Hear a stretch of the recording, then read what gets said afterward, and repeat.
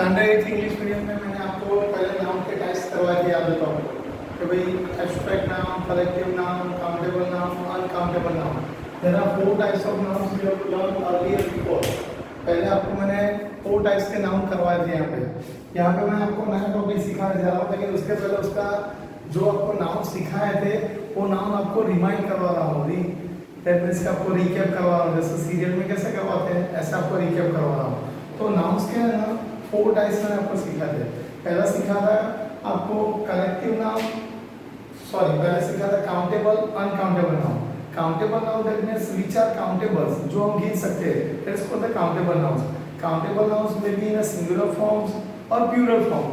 Countable noun singular form में भी होते हैं और प्लूरल फॉर्म में भी होते हैं। और काउंटेबल नाउन के साथ कई बार ए और आर्टिकल्स भी इस्तेमाल कर सकते हैं। In countable noun we use articles a और एन। समझ में आ रहा है? Just like book, a book, फिर books, pencil, children, these are all the countable nouns जो हम गिन सकते हैं। सो इसके साथ हम आर्टिकल्स का भी इस्तेमाल कर सकते हैं और काउंटेबल नाउन से कहलाता है। Uncountable nouns are those nouns which can not be count, जो हम काउंट नहीं कर सकते। Just like a milk, sugar, water, curd, these are all uncountable nouns. Cash, cash is also uncountable. आप सोचोगे सर कैसे? हमारे घर में है तो हम कैश गिन सकते हैं, लेकिन पूरे वर्ल्ड में कितने कैश है पता है आपको? कितनी करेंसी है पता है? No. So that's why money is uncountable. So that is why cash is uncountable. So इस तरह से 2 टाइप हुआ, मैंने सिखा दिया उसमें, countable, uncountable.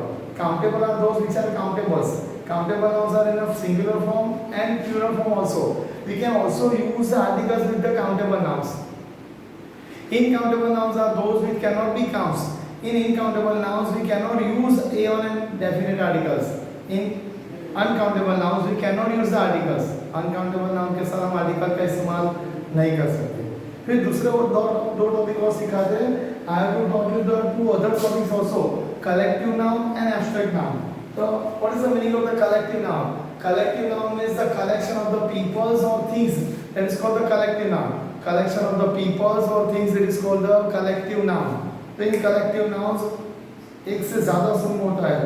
Army, that's called the, there are more than peoples or more than one soldiers, that's called the army. Flock of birds, तो birds का जो बहुत सारा crowd होता है उसको flock बोलते हैं। क्या बोलते हैं उसको? Flock. Then after herd of elephants, तो elephants बहुत सारे, उसको क्या बोलते हैं? herd. तो herd is the name of the collective nouns. Flock, herd, army, these are all the collective nouns. 4th topic सीखा था abstract nouns. Abstract nouns is to define the qualities of the persons, concepts and feelings which cannot be touched. We can only feel, जो हम सिर्फ महसूस कर सकते हैं, उसको टच नहीं कर सकते, उसको क्या बोलते हैं? abstract noun. इस तरह से मैंने 4 टाइप्स आपको सिखाए थे। First one is a countable noun, uncountable noun, then after the collective noun and abstract noun. वो चारों नाउन की एक्सरसाइज आपको सेंड करनी बाकी है होमवर्क के लिए। तो आज चारों नाउन की एक्सरसाइज आपको फोटो क्लिक करके आपको होमवर्क में भेज देंगे। आज नया टॉपिक सिखाने जा रहा हूँ, डेटरमाइनर्स। डेटरमाइनर्स इज अ थिंग्स, एक ऐसा वर्ड है। Determiners is a word which help us, जो आपको हेल्प करता है। Determiners is a word which help us to identify the noun. Noun को identify करने में हमको help करता है। That boy is tall, तो ये लड़का कैसा है? Tall. तो that is a helping verb. That is a helping word है। ये that ऐसा word है जो हमको noun को identify करने में helpful होता है। That boy is tall, तो ये boy है, वो बॉय क्या है? नाउन है। तो उसको हेल्पिंग करने के लिए, उसको आइडेंटिफाई करने के लिए जो दैट का इस्तेमाल हुआ है वो दैट डेटरमाइंस है। क्या वो? डेटरमाइनर्स। समझ आ रहा है? तो डेटरमाइनर्स की यहाँ डेफिनेशन भी आपको दिया गया है कि determiners is a word that help us to identify और स्पेसिफाई नाउन। नाउन को आइडेंटिफाई करने के लिए या स्पेसिफाई करने के लिए डेटरमाइनर्स का इस्तेमाल किया जाता है। समझ आ रहा है? टू आइडेंटिफाई द डेटरमाइनर्स और specify the noun. To identify, determiners किसे कहते हैं? डेटरमाइनर्स एक ऐसा वर्ड है, determiners is a word to identify और specify the noun. To identify और स्पेसिफाई द नाउन। नाउन को स्पेसिफाई करता है और क्या करता है, उसको आइडेंटिफाई करता है, टू आइडेंटिफाई और स्पेसिफाई द नाउन।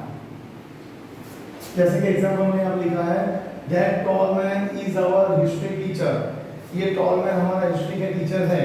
तो that is define the determiners, कि ये जो टॉल मैन है दैट यानी ये, तो that is a determiners, that is help, that is a word which help the identify the noun. ये टॉल मैन को आइडेंटिफाई करने के लिए दैट का इस्तेमाल हुआ है। तो ये दैट क्या है, डेटरमाइनर्स। Words like a and the, some, any, my,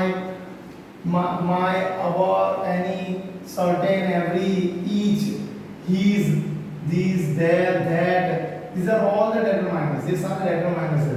कौन कौन से? a and the, देखो a and the articles are also called the determinants। articles को भी क्या कहते हैं, determinants कहते हैं। a and the articles, some, any, फिर pronunciation, possessive pronouns, possessive pronouns and possessive determinants।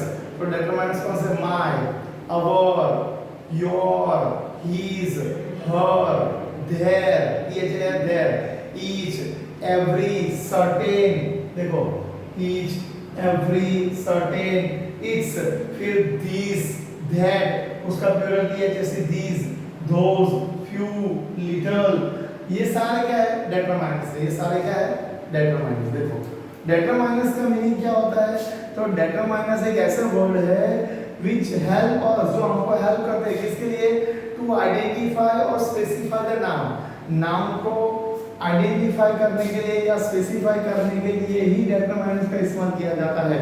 determinants कौन कौन से होते हैं, तो article, definite articles and indefinite articles, तीनों तीन आर्टिकल, a and the, फिर any, some, समझ में आ रहा है, little, a little, certain, each, every, और फिर जो प्रोनाउंसिएशन होता है ना, जो possessive, वो पहले वाले उसको भी determinants कहते हैं। पहले वाले यानी कि my, I का दो होता है possessive, my और mine। तो mine प्रोनाउंस होता था, लेकिन my क्या होता है, determinants। तो my, our, your, her, his, their, these are also determinants। ये सारे determinants कहलाते हैं। उसका मेन एम क्या है, टू स्पेसिफाई द नाउन। क्या करना है, टू स्पेसिफाई द नाउन। चलिए, any glass jar will do for this experiment, कोई भी ग्लास जार इस एक्सपेरिमेंट के लिए चलेगी।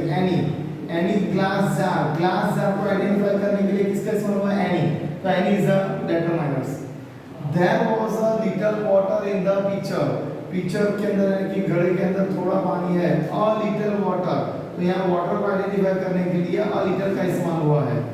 A little is a determinants। We need more information on this topic। तो this टॉपिक है, टॉपिक को आइडेंटिफाई करने के लिए क्या इस्तेमाल हुआ है, this।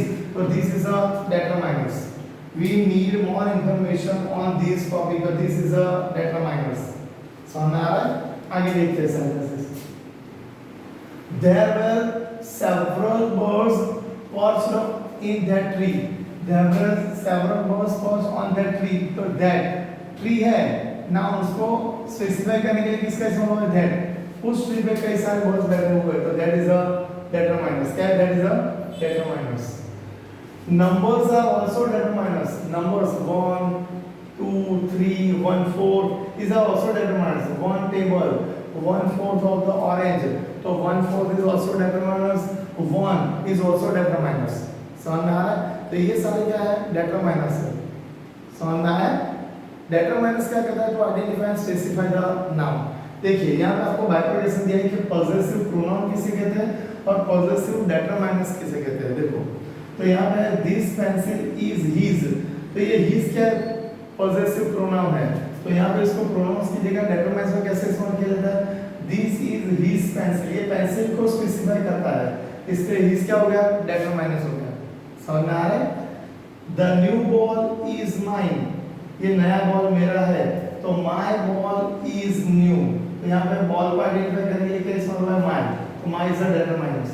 The red scarf is yours, yours ये pronouns में इस्तेमाल हुआ है, तो your scarf is red। Next one, the house on the right is theirs, तो theirs is a determinants। Sorry, theirs is a possessive pronouns है। क्या ये possessive pronouns? अब यहाँ इसी सेंटेंस में determinants का इस्तेमाल हुआ है। देखो their house is on the right, इनका घर कहाँ है, राइट साइड है, तो देयर हाउस को स्पेसिफाई करने के लिए क्या इस्तेमाल हुआ है, देयर, तो देयर इज टीएच है या there is a determiners, there is a determiners, समझ में आया। इस तरह से डेटरमाइनर्स का टॉपिक अभी आधा है, कल दूसरा सेशन शुरू करेंगे, उसके अंदर डेटरमाइनर्स का टॉपिक में आर्टिकल्स कैसे इस्तेमाल होते हैं, ईच एवरी फ्यू लिटिल कैसे वर्ड्स इस्तेमाल होते हैं, कैसे सेंटेंस बनते हैं, वो आपको सिखाएंगे, फिर उसकी एक्सरसाइज देंगे। आज आपको है ना, मैं जो नाउन्स जो मैंने करवाए थे उसकी एक्सरसाइज मैं आपको दे रहा हूँ, और ये उसका फोटो मैं आपको खींच के दे रहा हूँ, तो वो फोटो आपको नोटबुक्स में लगाना नहीं है, लिखना है, इसलिए फोटो खींच के देने वाला हूँ, ठीक है, तो वो भी आपको लिखना है राइटिंग्स में। हाँ, नेक्स्ट सेशन कल कराएंगे। Thank you.